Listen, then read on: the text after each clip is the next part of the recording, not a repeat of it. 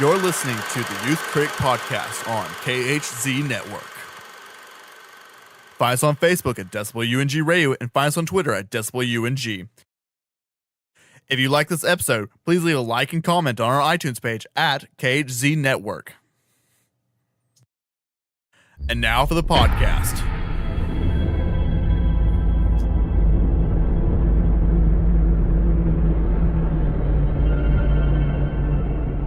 Are you sure? Yeah. Be an adventure. First man to walk on the moon. That'd be something. We've chosen a job so difficult, requiring so many technological developments. We're gonna have to start from scratch.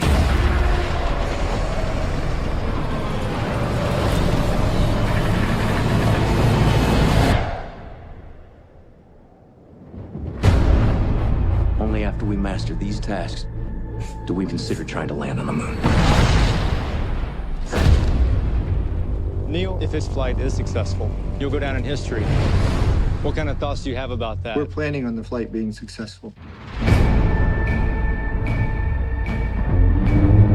Damn, that is a big mother. It'll go up like a half-kiloton A-bomb if it blows. The vehicle's not safe. We need to fail down here so we don't fail up there. This isn't just another trip, Neil. You're not just going to work.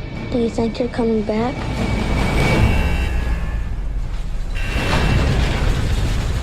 There are risks, but we have every intention of coming back. Somebody got a Swiss Army knife? A Swiss Army knife? Are you kidding me? Hello, everyone. Welcome to the Youth Critic Podcast. I am your host, Kale Smith. Joining me today is Gina Aversa. Hey, how you doing? Good to be back here again. Yeah, it's good to be back for even me because we have not done a show for the Youth Critic for about, I think this will be the third week we haven't done anything for the show. On a hiatus. Yeah, I had to go on a hiatus. So to give everyone a quick update, I just have a lot of personal stuff happening right now, going on in my life. That's kind of life-changing. I won't go into specific details, but for those wondering, Bear Gator is fine.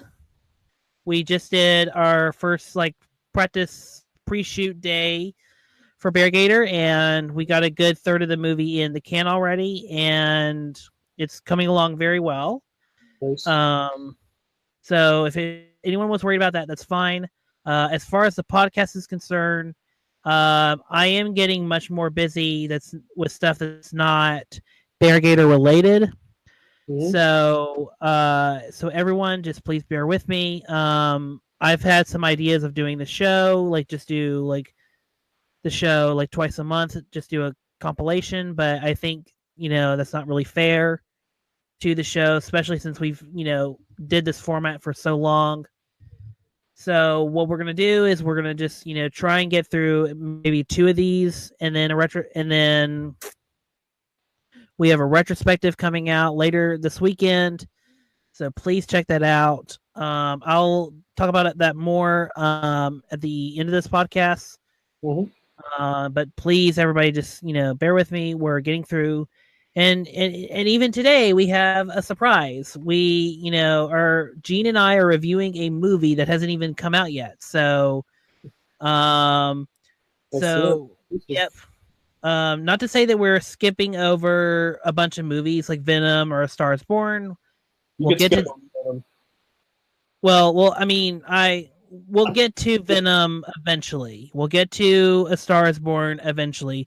I want to talk about those movies. I have seen A Star Is Born as of this podcast recording, but I have not seen Venom. So we'll get to those. But for now, we're here to talk about Damian Chazelle's third outing as a director.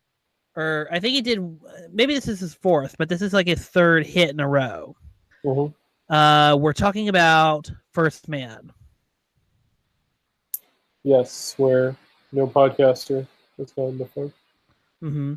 So starting with Eugene, we won't go into too much spoilers, so this will be a little bit short of an episode. But what did you think about? Spoiler, they get to the moon. What? I said they get to the moon. They get to the moon. Spoiler. Spoilers, but I mean, there's still like a lot of stuff that happens in between. Yeah, for sure. That I feel like maybe we should keep close to the vest. Yeah, definitely. Okay. So, Gene, what were your thoughts on First Man? I am a pretty big space enthusiast. I have a lot of interest in like a lot of space films. I guess that's a genre. I don't know if that's like a name to it. 2001 is my favorite film, and I've always been fascinated by. Would we call this? Would we call this genre the space exploration genre? Yeah, I mean that'd be a good title for it. Like films like Interstellar. Was the one that came out last year? Something that came out recently. Oh well. Yeah, and just always been fascinated. My aunt works at GPL. It's like in the receptionist and all that, so it's cool. And I got to visit when I was younger. But I was very much looking forward to First Man. Damian Chazelle is on such a streak right now, and I would expect nothing else from him.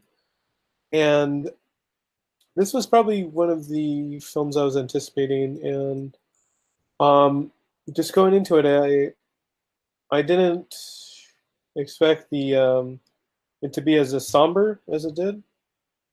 That's a good thing. It had like a lot of depth to it, to the characters, which I was very surprised by. Yeah, so picking up on that note, it's even more somber than Whiplash, because I mean Whiplash is still energetic, it's still lifelike, even though it's a very mean-spirited movie. Mm-hmm. First Man opens in a very somber way in that, for those who don't know, the movie opens with Neil Armstrong, or Ryan Gosling's character, dealing with the death of his daughter, who died of cancer. Right. And the whole movie is basically about how Neil Armstrong is essentially fighting, doing this one mission that is separating himself from family, that's separating himself, from the trauma of it all. So it's dealing with his grief through work. Yeah, through work, through his job. Mm-hmm. Yeah, and I don't know. I think it was oddly it could have been some sort of like a cathartic experience for him. Yeah, the way the movie presents it presents that. Mm-hmm. And it's emotional. There's a lot more going on, and of course there's you get to see all of the the trials and experiences that Neil Armstrong goes through as he becomes becomes a part of the Apollo 11 mission. And that's essentially what the film is about, is his journey, his point of view of the experience of getting to the point where he is the guy that he's the first man on the moon. Essentially the title character. So excuse me. So and for me, I found this like very well somber, very well directed, and now that we've had three, I think there is a fourth movie from Damian Chazelle. I just haven't seen it. I think it's like Madeline. It's Madeline in the Park, I believe. Okay, that's it. I've never seen it. Maybe I'll see it one day. It's Guy and Madeline on a park bench. Okay. I will say this about Whiplash, La La Land, and First Man is that we have three very distinct films from Damian Chazelle, and he always surprises us. Like, you know, like when I think when I first heard of First Man, or that, you know, Damian Chazelle is going to do a biopic, of course there was all these jokes and memes about, oh, is Neil Armstrong going to get into a conversation where he compares space traveling to jazz, or and it feels like Damian Chazelle challenged himself even further to make a movie that was, you know, totally different from any of his work, and also felt personal, and also felt like it meant something, and also felt like there was something deeper and meaning in what he was trying to do, because you can compare filmmaking to, you know, what Neil is doing. Like, he's trying to find to engineering, yeah. Mm-hmm. So for me, I really like First Man. It's right now in a weird, like it's all of these movies are A rating, but First Man is like my least favorite. Not for any particular reason. It's just when I walked out of Whiplash and First Man, like, especially on multiple viewings, like I found more nuance, and I found more of the gut punch that, you know, Chazelle was going for in both movies. In First Man, there is like 2 or 3 different gut punches at the end of the movie. I will not spoil what they are. No, of course. But the movie has those 2, maybe 3 good gut punches of the movie, and just rocks you to your core. But it didn't feel as emotionally satisfying or emotionally resolving as the end of La La Land or the end of Whiplash. Right. And I feel like that's because the subject of it is, he was a very private person. And Ryan Gosling plays him that way. And, you know, that's staying true to the real life Neil Armstrong. He just, you know, he just did his job. You know, when he had to take an interview, he did it, but it wasn't his forte. He didn't really like talking about himself. So I just feel like, I mean, it's not saying it's cold, but it's a very, it's a little guarded towards him, because he was such a guarded person. Well, it's very difficult in that it's very hard to track subjectivity when your character is cold and guarded. Yeah, he's very cold. I mean, it's a little difficult to kind of follow the character at times, but it's, I mean, I don't think that was a deal breaker for me when watching it. No, it wasn't a deal breaker for me, particularly because to me, it felt more, you know, authentic into that era, because, you know, in that era, a lot of men were trying to be guarded, especially in high emotional, like, not necessarily like high, when, you know, emotions are very running high within their household. And of course, you know, you're dealing with the death of your daughter, and it's hard, but as a man, especially in the 60s, you felt the obligation to still be the moral, like, straight person that had to carry everybody. And rock and center, I guess. Yeah. Your family, and yeah. So yeah, I mean, when people talk about Neil Armstrong, it's not like he was this, you know, Bulgarian, you know, outgoing person. Yeah. Like, he was neighborly, but it wasn't but he wasn't, somebody that would just always like be willing to open a conversation. Right. He wasn't as much of a character like Buzz Aldrin or Buzz Aldrin or someone. He wasn't as charismatic. Yeah, it wasn't as charismatic. Which I was going to say, I'm very appreciative for the supporting cast in this film that surround him in his life. Claire Foy is just great. She's been pretty like amazing in every performance she's given this year, and they're all like different sort of characters and films, and I thought that was pretty cool. And such a underrated actor, and he's always just like he's great at supporting Kyle Chandler. Mm-hmm. Oh yeah.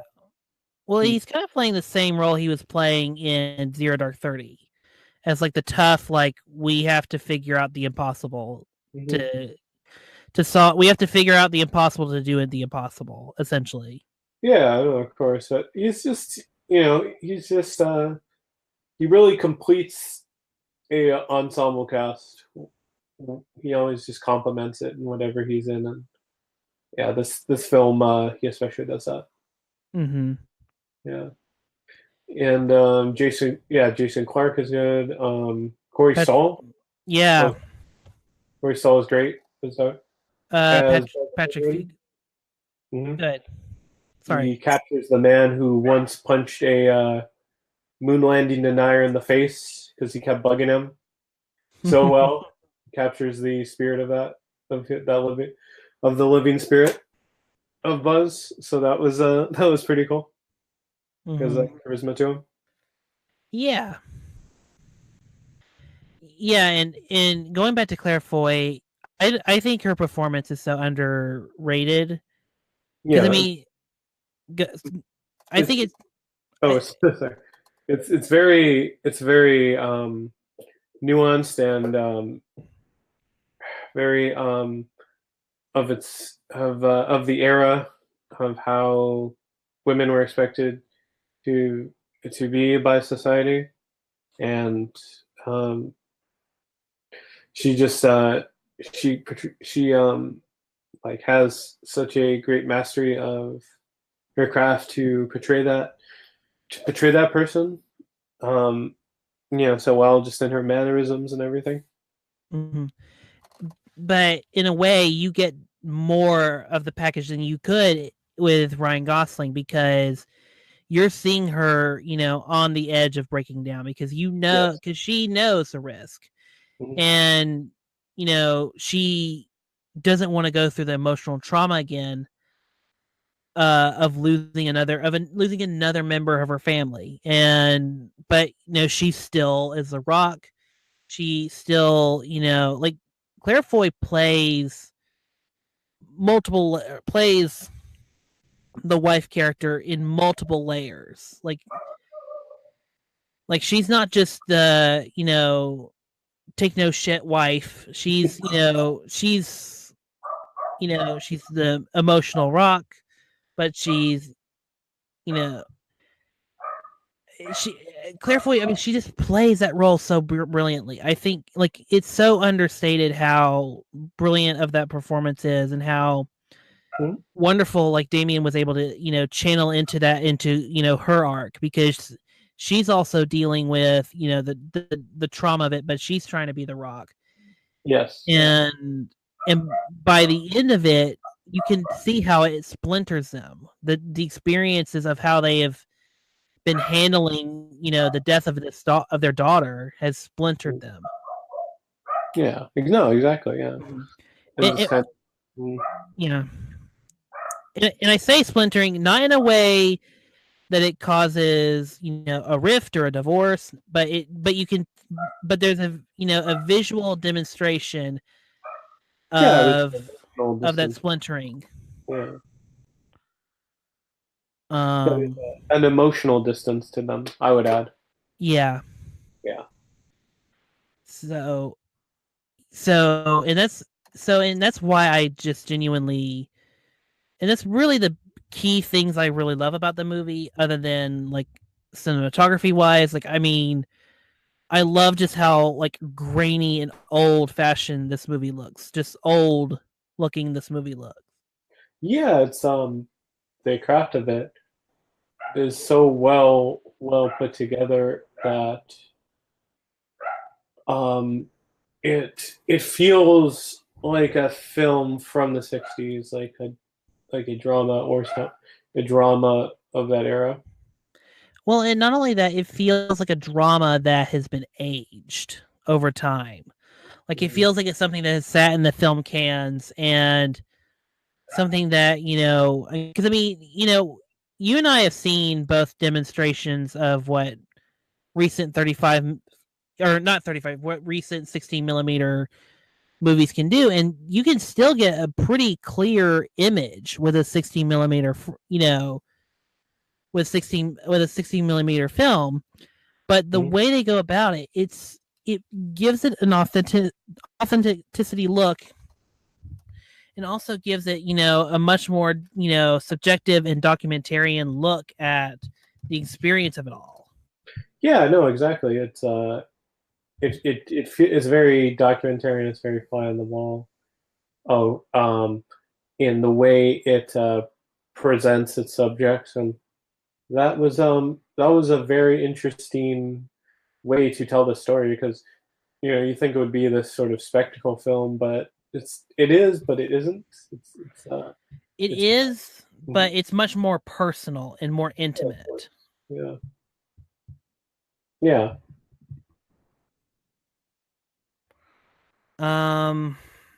So let me ask you this.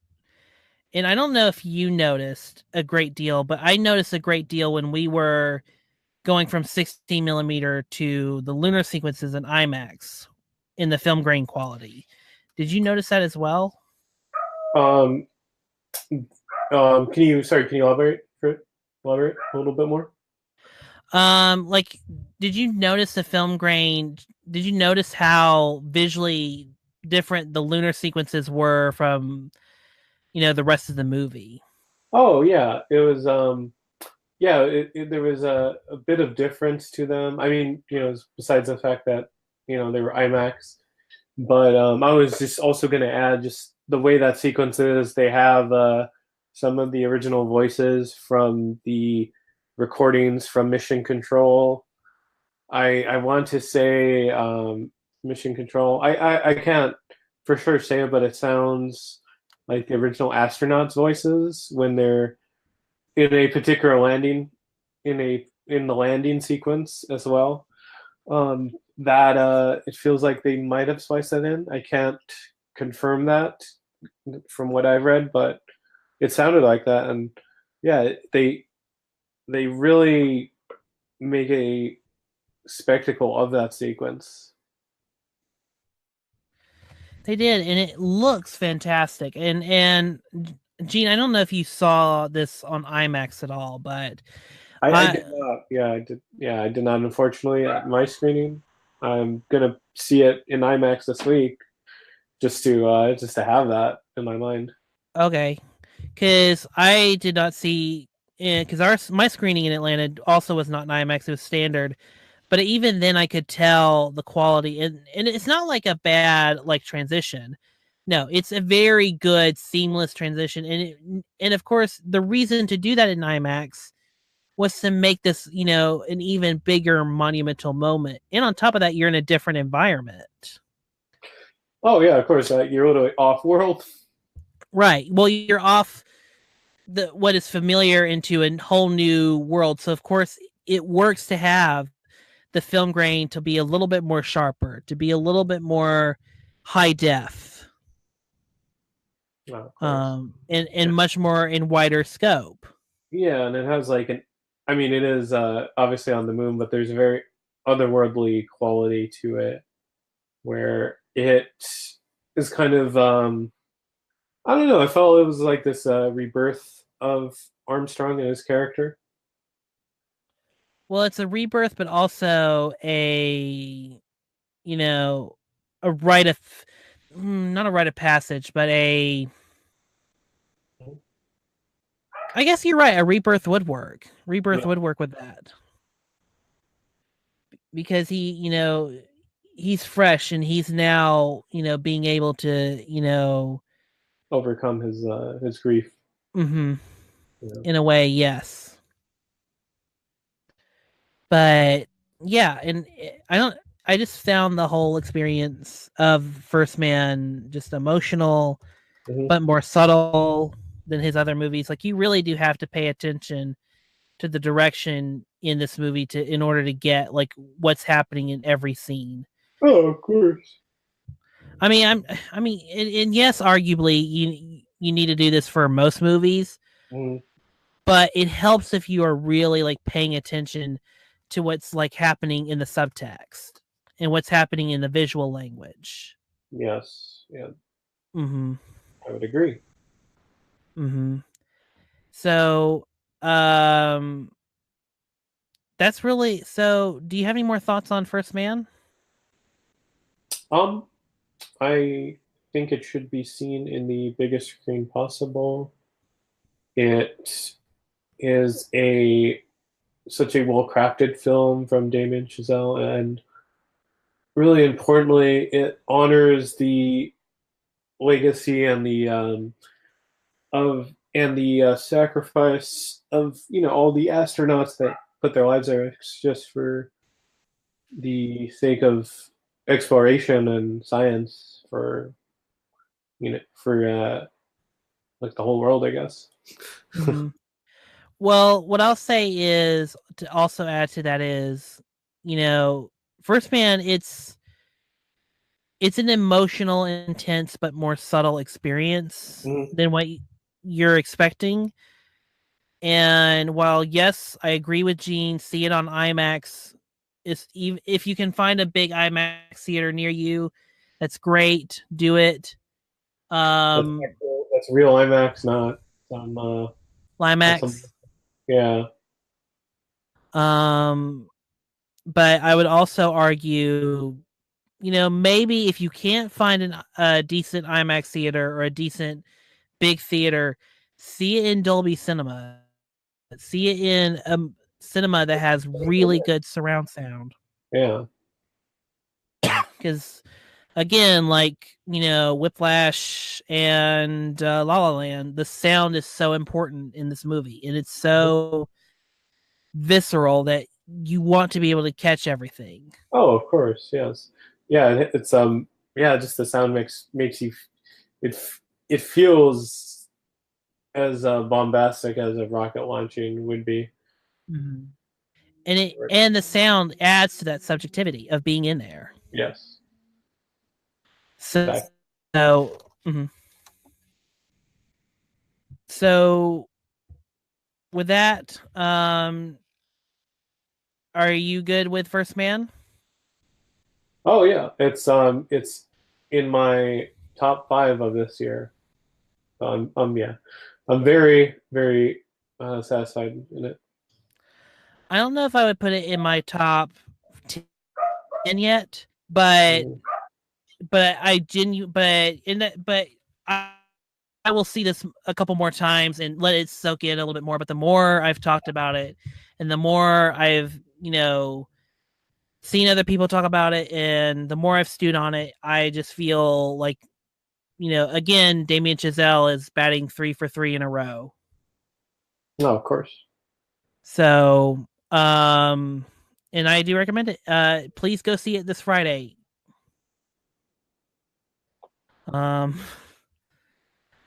So with that, Gene, where can the good people find you? You can find me on Twitter and Instagram, Gene9892, and you could follow the Waffle Press on YouTube and iTunes. Subscribe there. Awesome. I will have links for the description below. Cool. So with that said, so now that we're at the end of the show, what we're going to do for the retrospectives going forward is we got one this week for Near Dark. Not necessarily anniversary thing, but I've been meaning to talk about it for a while since I saw it last year. So now that's coming out this week. So there will be an episode on that either Friday or Saturday. And then And then the following week, we're going to either do The Three Mothers of Death from Dario Argento, in anticipation for the release of Luca Guadagnino's remake of Suspiria. And then we're going to end it. We're either going to do the Three Mothers of Trilogy or whatever comes first, whatever I've seen the most of, I'm ready to talk about. We're going to do George A. Romero's Night of the Living Dead series. I don't know if we will talk about every single one of the movies, but we will definitely talk about the crucial ones like Night of the Living Dead, Dawn of the Dead, Day of the Dead, and most certainly what's the fourth one? Diary? No, that's the fifth one. God, I'm blanking. That's okay. Their names are all similar, so I mean, I wouldn't blame you. Land of the Dead. Land of the Dead, yeah. And we will try and get at least through the first four. If we haven't time, or if we can do a second episode, we'll talk about the last two remaining Dead movies from George A. Romero. This is all in honor of not only the 50th anniversary, but also to celebrate a really good, prolific filmmaker. Yeah, his life and legacy. Mm-hmm. So that's going to be our Halloween series, and then of course we will eventually get to Venom: A Star Is Born. We will definitely talk about Bad Times at What will probably happen is, Gene, I know you have seen Bad Times at El Royale, but what will probably happen is I'll either do a write-up review or a react podcast and be done with that. So look for that there. Also, look for my review of The House with the Clock in its Walls in the description below. And on top of that, we will definitely be back in full swing in 2 weeks for Halloween. David Gordon Green's Halloween movie. So, yep. So thanks, everyone. We'll be back with you very soon. With some Venom and some maybe A Star Is Born talk. Thanks, everyone. Here we go. 6, 5, 4, 3, 2. Do you question whether the program's worth the cost in money in and laughs? You're down here and you look up and you don't think about it too much, but space exploration changes your perception. And it allows us to see things that we should have seen a long time ago. We have serious problems. We've got this under control. You're a bunch of boys. You don't have anything under control.